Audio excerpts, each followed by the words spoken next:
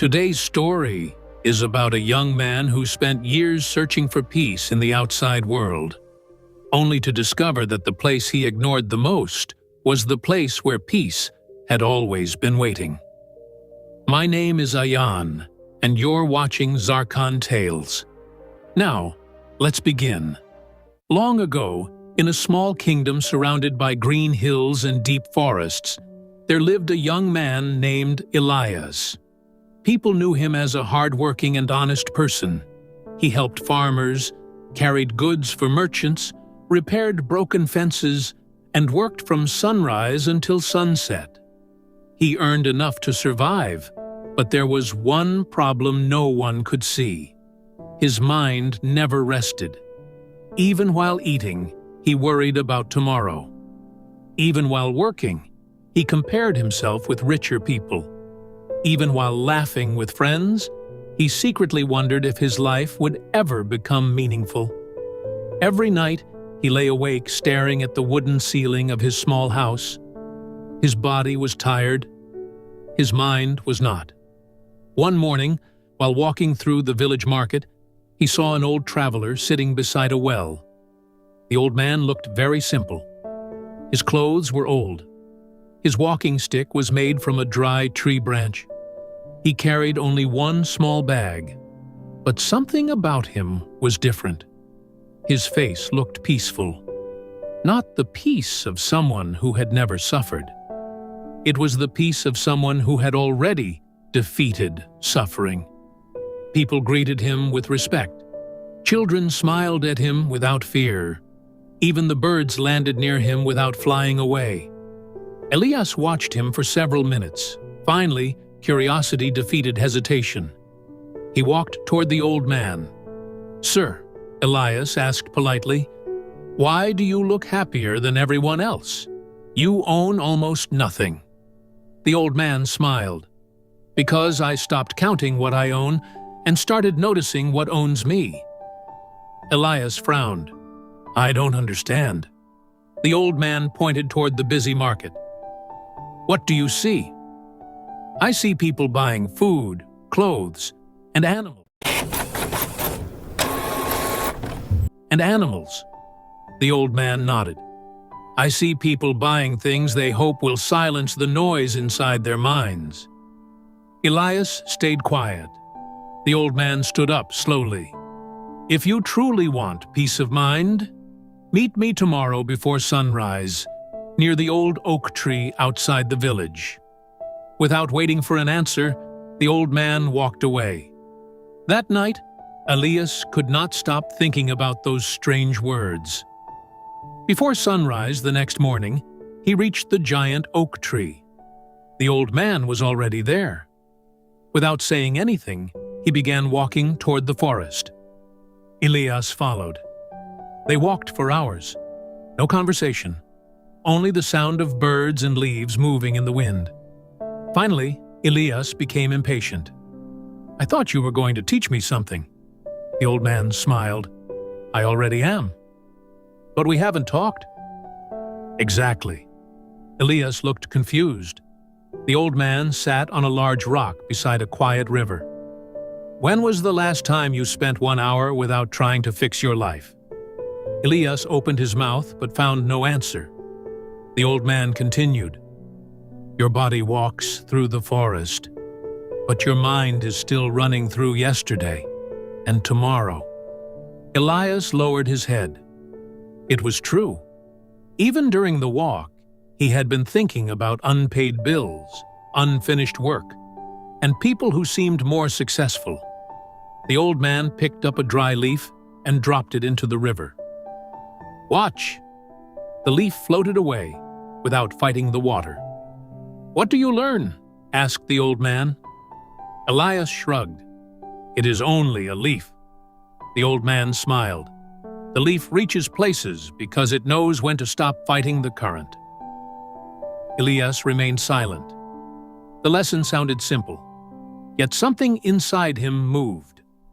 For the next several days, Elias met the old man every morning, but the lessons were unlike anything he expected. The old man never gave long speeches. Instead, he created small experiences. One day, he handed Elias a clay cup filled to the very top with water. "Carry this to the hill." Elias carefully walked. His eyes never left the cup. When he arrived, the old man asked, "What flowers did you see?" "I saw none." "What birds did you hear?" "I heard none." "What trees did you notice?" "I noticed nothing." "You protected the water," the old man said, "but lost the journey." Then he gently took the cup and poured half of the water onto the ground. "Now walk back." This time, Elias noticed butterflies. He heard birds singing. He smelled fresh flowers. He even noticed children playing near a stream. When he returned, the old man smiled. "You reached safely both times." "Yes." But the second journey became a memory. The first became only a task. Elias thought about his own life. He had spent years protecting worries that had never happened. Because of that, he had forgotten to experience the days he was trying so hard to protect. A few days later, they visited a nearby village. On the road, they met a poor woodcutter carrying heavy logs. The man was singing. His clothes were torn. His shoes were old. But his smile looked real. An hour later, they met a wealthy merchant riding a beautiful horse. The merchant wore expensive clothes, yet his face looked angry. He shouted at his servants for every small mistake.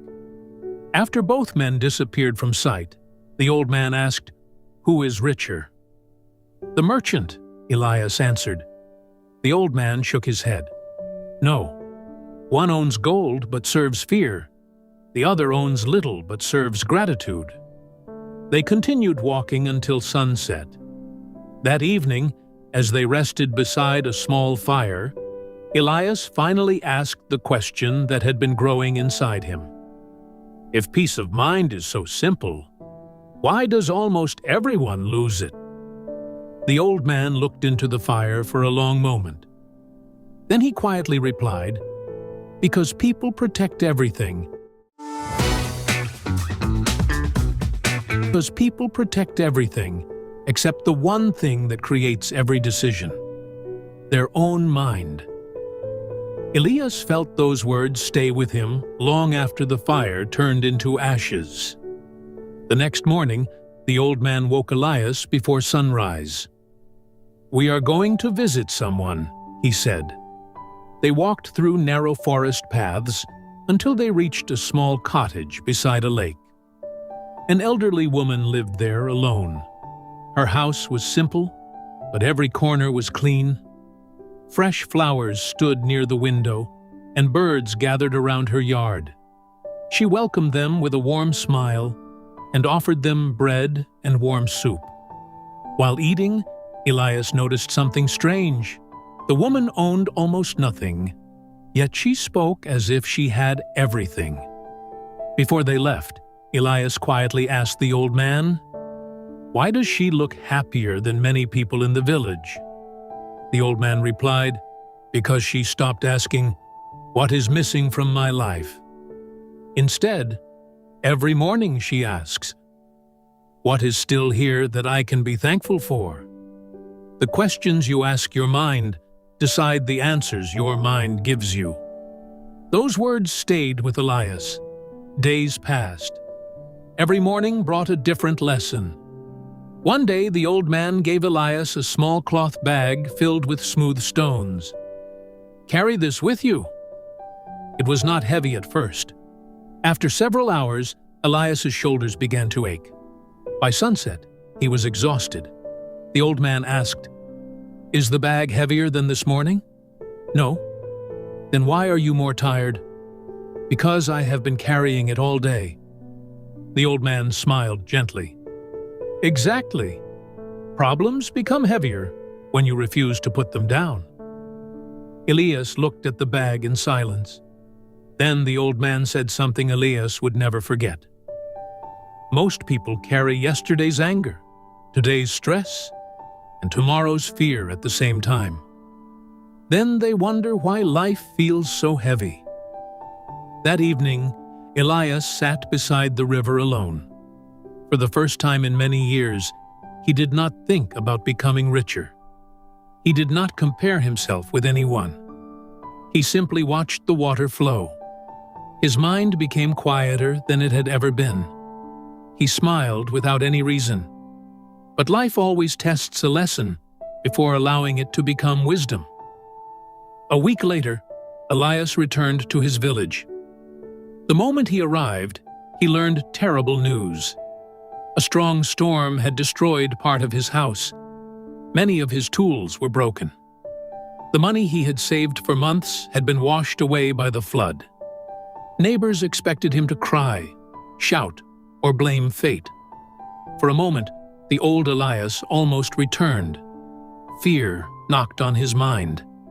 Anger followed. Then he remembered the leaf floating on the river. He remembered the heavy bag. He remembered the old woman's question. Slowly, he took a deep breath. Instead of asking, "Why did this happen to me?" he asked, "What can I do now?" He cleaned the broken wood. He repaired what could be repaired. His neighbors saw his calm attitude and came to help him. By sunset, half of the work was already finished. That night, Elias walked back to the old man. "I lost almost everything," he said. "But strangely, I did not lose myself."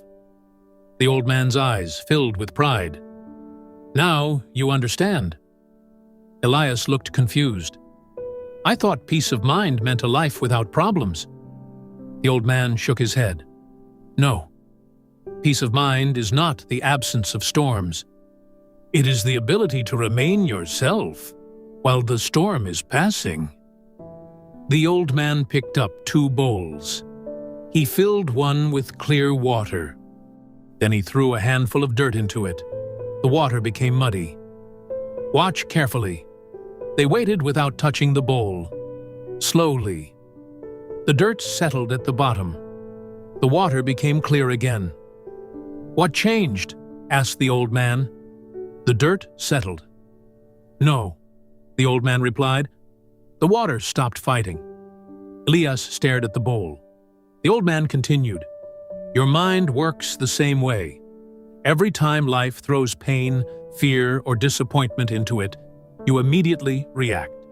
You argue with your thoughts. You fight every emotion.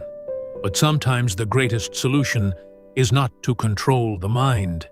It is to stop disturbing it." For a long time, neither of them spoke. Only the sound of the evening wind filled the silence. Months passed. People in the village slowly noticed something different about Elias. His problems had not disappeared. He still worked hard. He still faced difficult days. Sometimes he failed. Sometimes he felt sad. But sadness no longer became hopelessness. Failure no longer became fear. Success no longer became pride.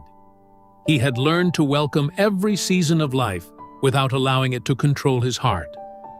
People began asking him the same question he had once asked the old man. "How do you stay so peaceful?" Elias never gave long speeches.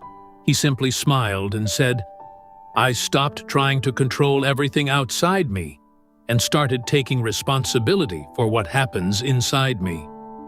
Years later, when the old man became too weak to travel, Elias visited him one final time.